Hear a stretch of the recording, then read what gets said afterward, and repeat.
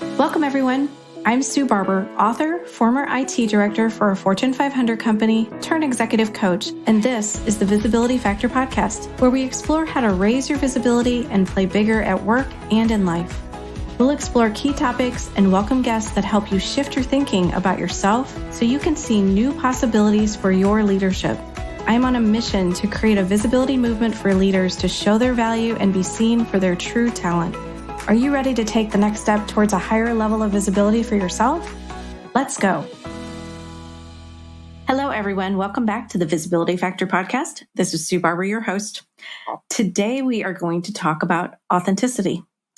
I'm actually surprised that it took me until episode 93 to talk about this topic. It's one of the core tenets of my book. I even use the word authentic in the subtitle. Break through your fears, stand in your own power, and become the authentic, visible leader you were meant to be. So I think it's time we talk about it. I think authenticity is a word that people use quite often and may use it to describe what they view authenticity to mean for them. Let's start off with a definition from Merriam-Webster Dictionary. The term authenticity refers to the quality of being genuine, reliable, or true to one's own personality, spirit, or character. It can also refer to something that is not false or imitation, but rather real and actual. For example, an authentic painting is one that is not a copy or forgery, but rather an original work of art. But how do you tell if someone is authentic or not? You could be showing up inauthentically at times and not even realize it. So I thought let's go through some characteristics of what being authentic looks like versus inauthentic and help you see the difference.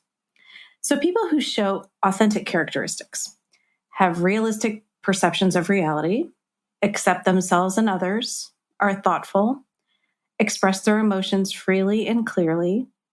They're open to learning from their mistakes. They understand their motivations.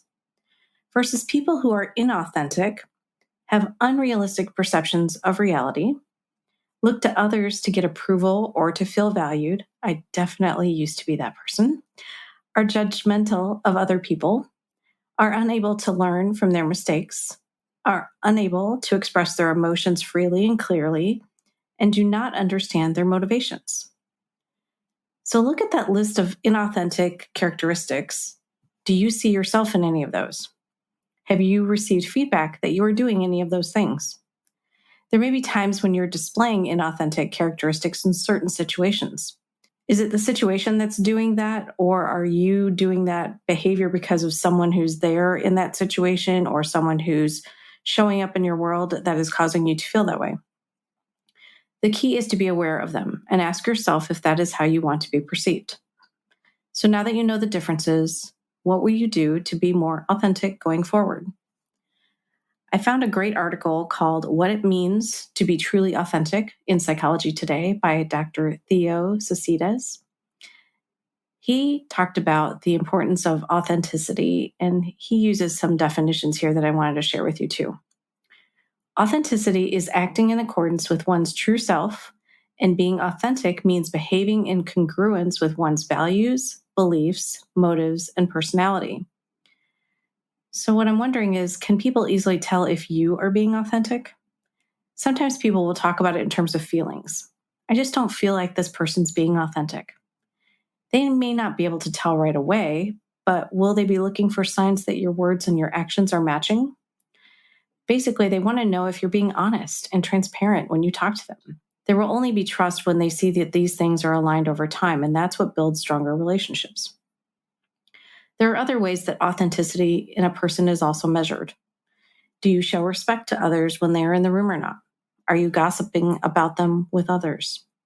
Do you do things behind their back because you think it's easier than confronting them when you disagree? These type of behaviors will eventually be visible to others, and it creates doubt about whether they can trust you or not. So I want to share an example of a former client of mine just to talk to you about what this looked like for him. I met a leader named Tom who received feedback from his manager that he was not being seen as authentic. I asked Tom some questions to better understand his perspective on the feedback. What did he think was holding him back from being an authentic leader? Is he trying to be what someone else wants him to be? Is he comparing himself to others and trying to be like them? Is he different when he's at home or with friends than how he is at work? These were some hard questions to answer that he had not considered before. As a newer leader, he shared that he was a bit insecure stepping into this leadership role and maybe trying to be what he thinks a leader should be versus being himself. Challenges with authenticity can happen when there is a new leader in place. They don't feel ready for the new leadership responsibilities that they have, and they struggle to trust their abilities. They will compare themselves to everyone else, live with doubt and insecurity. They want to show up authentically, but because of their own doubts, it isn't easy for them. Brené Brown said that authenticity is a practice, and you choose it every day. Sometimes we're trying to be authentic in a way that society, culture, or workplace defines as authentic versus being ourselves. Trying to be what someone else wants us to be and not ourselves takes up a lot of energy. I lived this way for many years without realizing it. I like to believe that all leaders are doing their best and they're trying to show up authentically. Like I mentioned earlier, they may not even realize how much energy it's taking up for them and that they aren't already showing up that way. So if they can start to focus on being themselves, trusting themselves, and doing what they need to do authentically, it will help them in so many ways that they can't even realize yet. What Tom didn't realize is that people around him can see through him when he isn't being authentic. They don't trust him and they don't feel like he's being genuine. To build a relationship with his team and peers is primarily based on a foundation of trust. Without it, getting things done is more of a challenge, collaboration can be stalled, and people become disengaged. I asked Tom how he thought he could learn more about his perception in addition to the feedback he'd already received from his manager. He decided that he wanted to do some research. He asked for feedback from his team, peers, and friends to find out how he is being perceived. Taking this feedback, he can implement an action plan and make some changes. Tom is looking for people that he can trust to give him regular feedback now so that he can continue to make progress and get feedback on how he's doing. I shared some suggestions with Tom on how he could build more self-awareness and also explore the answers to these questions to help him explore what is causing the disconnect in his authenticity. Are you comparing yourself to others or focused on doing what you think is right? Can you be the person that you really are instead of the person that everyone else wants you to be? Can you take small actions to become the authentic leader now instead of in the future? Start doing the things that you want to do to be authentic right now. And then what if you set an intention to be authentic in every interaction that you have with your team, your clients, your management, your family, and your friends? Another quote from that article that I mentioned earlier, what it means to be truly authentic. Authentic means showing up or not showing up. Whatever you feel, think, or do in the moment is authentic, even if it is not what you want to be thinking, feeling, or doing. How freeing is that? You get to feel, think, and do in a way that is what you want. Authentic leadership comes when you are transparent about things, have high self-awareness, care about those around you, and then you get to be yourself. It is so much easier to be yourself than to spend your time trying to be someone else. Now, the impacts of not being authentic can affect not only you, but your family, your team, and your workplace. You may even believe that you are being authentic all the time, but there are probably situations where you may show up differently to others and don't realize it. Can you think of any situations where you might be doing that? Why do you feel like you can't show up as yourself, for example, at work? One of the major reasons that this may occur is that you don't feel safe enough to show up as your true self and share what you think with others. Some people are worried about being judged in the office and in the workplace, and they don't feel like they can talk about things or show up as the person that they really are. You are constantly trying to project this persona that others expect of you, or that you tell yourself you need to be. The truth is that it takes so much of your energy to try to be this other person instead of just being you. You must be exhausted. I know I was. I would literally come home and lay down on the bed for at least 5 minutes just to put myself in a good place to be here for the family. So you don't need to put a performance on every day. Stop wearing a mask. Just be you. When you're leading from an authentic place, people will naturally gravitate to you. They want to work with you or work for you and be on your team. They trust you and see that you're genuine. This type of leadership translates to sharing information with each other at a deeper level.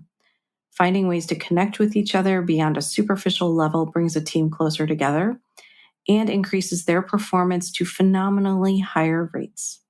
They stand for each other's success and care about the group more than themselves. Brené Brown says the core of authenticity is the courage to be imperfect and to be vulnerable.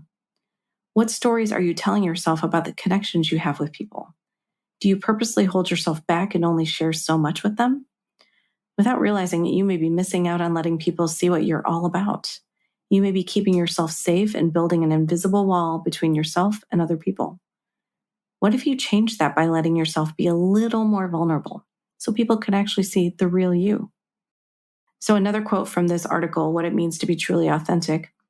Maybe you don't like aspects of yourself. Maybe you haven't been successful at managing the impressions that others have of you. Maybe you think you can do more with your life. Maybe you haven't tapped into your full potential. Maybe you are tired of hiding who you truly are.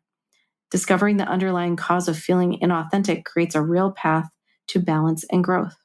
Focusing your efforts on understanding yourself better, facing your fears, and being more forgiving with yourself is being authentic. So I love that, right? He's talking about how you can really be yourself at all times, right? And even if there are things that you don't like about yourself, those could be the greatest things for you. They make you unique. They make you special. So don't discount them. We live in a world of comparison on social media, in the workplace, even in our own family and friend groups. But we also have a choice to recognize our own gifts. What if we change the belief that we need to be better than others or be just like them? What if the new belief is being our unique selves is the best option? What I wrote in the Visibility Factor book is that the requirement is that you be yourself, the real authentic you, not the social media perfect version. Everyone can see through you when you aren't authentic. If you decide to use some form of social media to expand your personal brand, just be you and share what you have to say with the world. Just start somewhere and accept that it will be perfectly imperfect. Practicing authenticity every day will help you until it is second nature for you. It builds your confidence and helps you to focus on your leadership, trust in yourself, and allows you to spend less time in comparison. Creating the leadership brand that is authentic to you and who you want to be may require vulnerability to be able to show up in an authentic, genuine way. It allows you to focus on your authentic self, build trust, and create stronger relationships with your team and others in the organization. One other quote from the Visibility Factor book. Everyone deserves that moment when they realize they have shifted their perception of themselves and no longer need or want to hide behind anyone else. Everyone can be authentic in their own leadership, use their voice, and show their value. Now let's go into today's visibility actions for you. The best way to see if you're being authentic is to do a little self-evaluation and then ask yourself these questions. Where would you rate yourself in terms of being truly authentic? Are there certain situations, places, or people that you feel you can be more of your authentic self? And the last one, how can you build in more authenticity into your leadership each and every day? Thanks for joining today on the Visibility Factor podcast, and we'll catch you on the next one. Thanks so much for listening to the Visibility Factor podcast. Remember that visibility starts with small steps that are intentional and consistent each day. Be bold, be visible, be the leader you were meant to be.